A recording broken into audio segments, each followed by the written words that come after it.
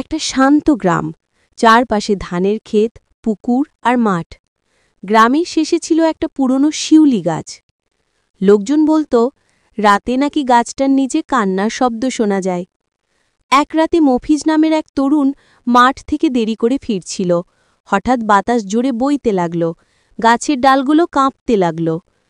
সে শুনতে পেল একটা মেয়ের গলা। এত রাতে কোথায় যাচ্ছ? মফিজ ভয়ে থেমে গেল। তাকিয়ে দেখে সাদা পোশাকে এক ছায়া মূর্তি দাঁড়িয়ে আছে। মুখ দেখা যায় না, শুধু লম্বা চুল আর হাত নাড়ছে। মফিজ দৌড়ে বাড়ি ফিরে আসে।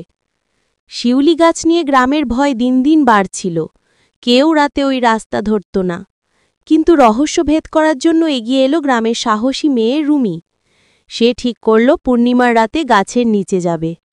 রাত ঘনিয়ে এলো। রুমি হাতে কুপিবাতি নিয়ে গাছের নিচে বসে রইল। হঠাৎ বাতাস বইতে লাগল, আর সেই একই মেয়ের কণ্ঠ শোনা গেল।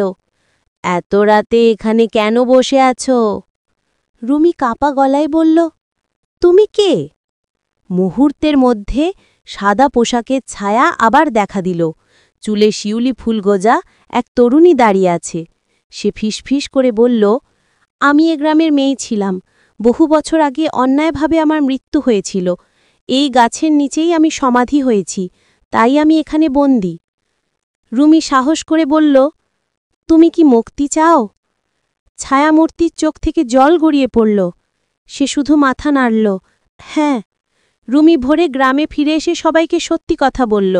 শুনে গ্রামের বয়স্ক লোকেরা জানালো, হ্যাঁ, বহু বছর আগে এই গাছের নিচে শিউলি নামের এক মেয়েকে অন্যায়ভাবে কবর দেওয়া হয়েছিল।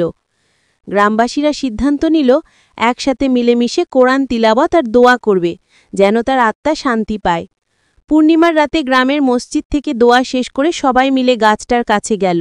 বাতাস ধীরে ধীরে থেমে গেল, আর শিউলি ফুলের গন্ধ চারিদিকে ছড়িয়ে পড়ল।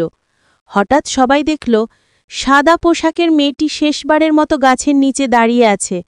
মুখে হালকা হাসি, চোখে জল। সে বলল, তোমাদের দোয়ায় আমি মুক্তি পেলাম। তোমাদের গ্রামকে আর ভয়ে দেখাবো না। এক ঝলক আলোর মতো সে মিলিয়ে গেল। তারপর থেকে শিউলি গাছের নিচে আর কোনো কান্না শব্দ শোনা যায়নি, বরং প্রতিদিন সকালে শিউলি ফুল পড়ে থাকত, যেন গ্রামের মানুষের প্রতি সেই মেয়েটির কৃতজ্ঞতার চিহ্ন।